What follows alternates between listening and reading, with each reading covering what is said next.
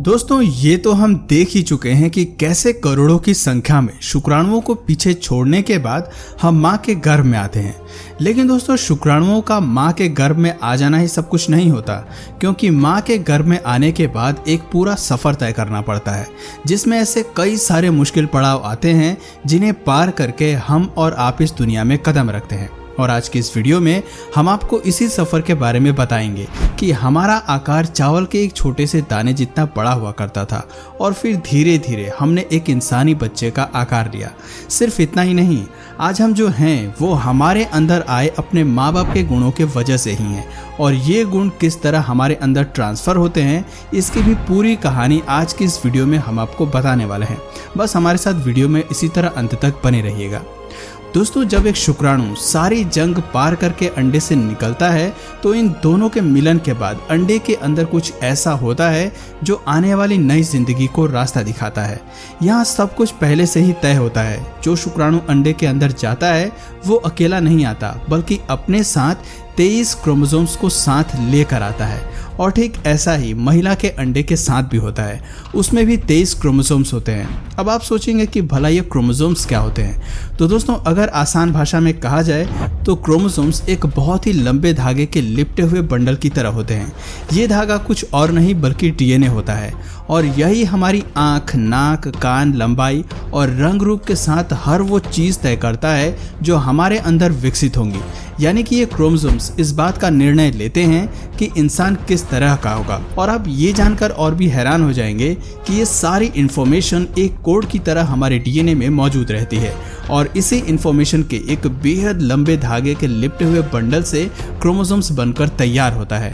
पुरुष और महिला दोनों के ही 22 जोड़ी क्रोमोसोम्स आपस में मिलकर होने वाले बच्चे के रंग रूप के साथ साथ उसकी कद काठी और उसके बोलने चालने का ढंग, यहाँ तक कि बहुत सी बातों को वो तय करते हैं। लेकिन जो बचा हुआ एक जोड़ी क्रोमोसोम होता है वो ये तय करता है कि जन्म लेने वाली संतान लड़का होगा या लड़की, क्योंकि पुरुष और महिला दोनों में 23 क्रोमोसोम्स होते हैं जो मिलकर 23 जोड़ी क्रोमोसोम्स बनाते हैं। और ये सभी 23 जोड़ी क्रोमोसोम्स मिलकर इस बात का निर्णय करते हैं कि बच्चा किस तरह का होगा। अब दोस्तों जो जन्म लेने वाली संतान है वो लड़का होगा या लड़की, इस चीज़ का निर्णय केवल एक जोड़ी क्रोमोसोम्स करते हैं।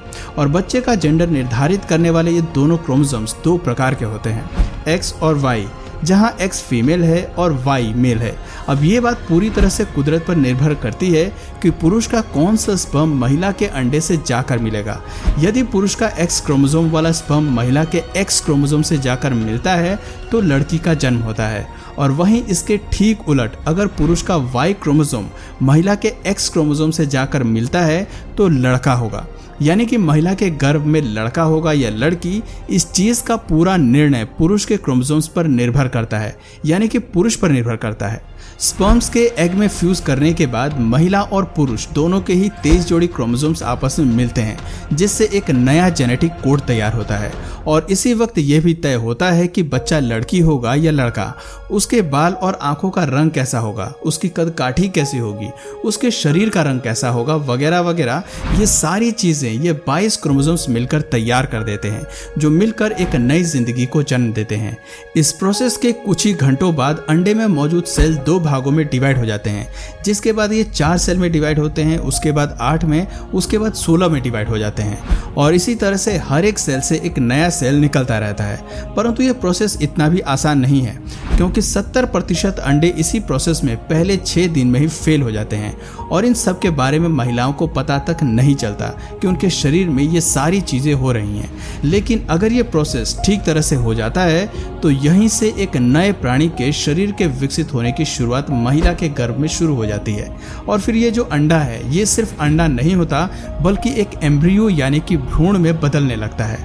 पर दोस्तों कभी कभी ये एम्ब्रियो 2 भागों में बढ़ जाता है, जिससे इसकी लगभग एक जैसी 2 कॉपी बन जाती है।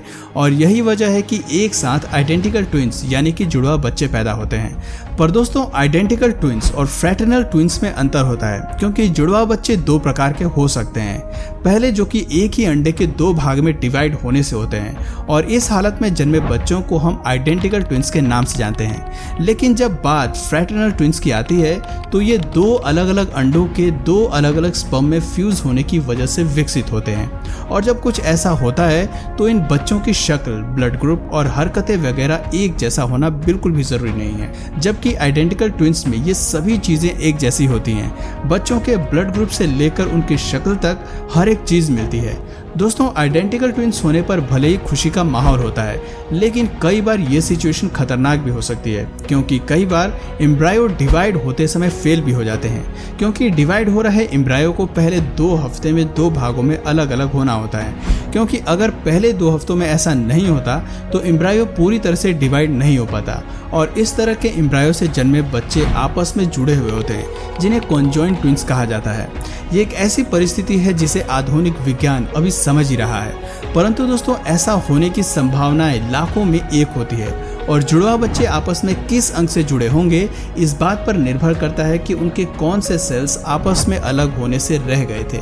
दोस्तों, ये जितने भी प्रोसेस थे अंडे के साथ फैलोपियन ट्यूब के अंदर ही हो रहे थे, और इसी ट्यूब के जरिए अंडा मां के गर्भाशय की ओर धीरे धीरे बढ़ रहा था, और लगभग 3 से 4 दिन के बाद ही अंडा गर्भाशय की उन लाइंस में जाकर चिपक जाता है जिन्हें इसी प्रोसेस के लिए तैयार किया गया था, और इस प्रोसेस को इम्प्लांटेशन कहा जाता है। दोस्तों, जब ये प्रोसेस होता है तो बॉडी में ऐसे हार्मोन्स की मात्रा बढ़ जाती है जो गर्भाशय की इन लाइंस को नष्ट नहीं होने देते, और इन्हीं लाइंस को बनाए रखने के लिए महिला को पीरियड्स आने भी बंद हो जाते हैं। जैसे ही अंडा अपने मां के गर्भ में आता है ये एम्ब्रायो में बदल जाता है, और अब इसे विकसित होने के लिए एक पोषण चाहिए, इसलिए अपने शुरुआती दिनों में ये ऑग सैक को विकसित करता है जो इसे पोषण देने का काम करता है, और ऐसा तब तक होता है जब तक कोई दूसरा इंतजाम ना हो जाए। दोस्तों, एम्ब्रायो के 2 भाग होते हैं, जिसका अंदरूनी भाग बच्चे को विकसित करता है और इसका बाहरी भाग गर्भाशय को दीवारों से जोड़ता है, और एक नई अस्थायी अंग के तौर पर 14 से 20 हफ्तों तक तेजी से विकसित होता है, जिसे प्लेसेंटा कहा जाता है। असल में दोस्तों ऐसा इसलिए होता है क्योंकि एक समय के बाद बढ़ते बच्चे के पोषण के लिए यॉक सैक काफी नहीं होगा, एम्ब्रायो को और ज्यादा पोषण की जरूरत होगी। पर जब एक बार प्लेसेंटा तैयार हो जाता है तो यॉक सैक के बचे हुए पदार्थ से ही अम्बिलिकल कॉर्ड डेवलप होती है, जिसे आम भाषा में गर्भनाल भी कहा जाता है। दोस्तों, ये बच्चे की नाभि और प्लेसेंटा के बीच एक पाइपलाइन का काम करती है। ऐसे में महिला की बॉडी से ब्लड प्लेसेंटा में जाता है, जिससे ऑक्सीजन, ग्लूकोज और बाकी के पोषक तत्व छनकर गर्भनाल के जरिए बच्चे के शरीर में पहुंचते हैं। इसके अलावा दोस्तों प्लेसेंटा इसी गर्भनाल का इस्तेमाल करके बच्चे की बॉडी से वेस्ट प्रोडक्ट और कार्बन डाइऑक्साइड निकालने का भी काम करती है। यहाँ सबसे ज्यादा हैरान करने वाली बात यह है कि प्लेसेंटा खून से पोषक तत्वों और ऑक्सीजन को छानकर बच्चे की बॉडी में तो डाल देता है, लेकिन किसी भी तरह से माँ के खून को बच्चे के शरीर में नहीं जाने देता, क्योंकि अगर ऐसा हो गया तो माँ और बच्चा दोनों की जान को खतरा हो सकता है। दोस्तों, जिस समय यह होता है उस समय एम्ब्रियो में कई सारे बदलाव आते हैं, जैसे कि अंडे के अंदर सेल डिवाइड होना शुरू हो जाते हैं, और दूसरे हफ्ते तक आते आते इसमें बदलाव आता है। और ये केवल हम इंसानों के साथ ही नहीं होता, बल्कि धरती पर जन्म लेने वाला हर प्राणी पैदा होने से पहले इसी प्रोसेस से होकर गुजरता है, जिसे गैस्ट्रुलेशन कहा जाता है।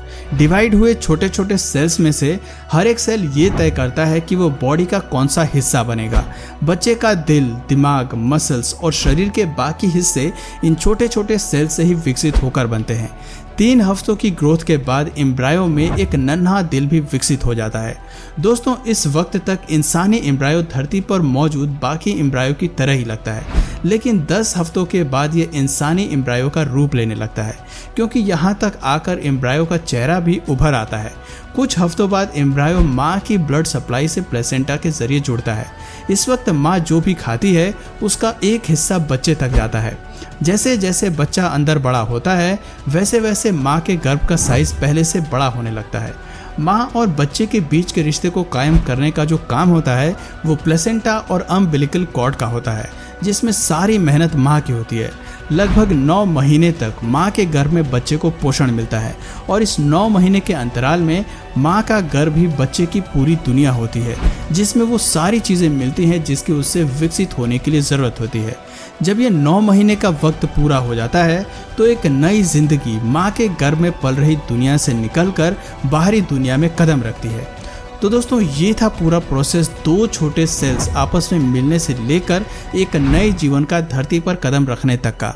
अब आपका इस पूरे प्रोसेस के बारे में क्या कहना है कमेंट करके ज़रूर बताइए, और पूरे वर्ल्ड की मदर के लिए एक लाइक तो इस वीडियो को ज़रूर करिए। तो आज की वीडियो में बस इतना ही। अगर ये वीडियो आपको पसंद आया या फिर इंटरेस्टिंग लगा या फिर कुछ नया जानने या सीखने को मिला तो प्लीज़ इस वीडियो को अपने फ्रेंड्स और फैमिली में भी ज़रूर शेयर करें। और यदि आप इस चैनल पर नए हैं तो प्लीज़ इस चैनल को सब्सक्राइब करके बेल नोटिफिकेशन आइकन को ऑन कर लीजिए ताकि हमारे आने वाले वीडियोज़ आप मिस ना करें। मिलते हैं फिर किसी वीडियो में नए टॉपिक के साथ, तब तक के लिए नमस्कार।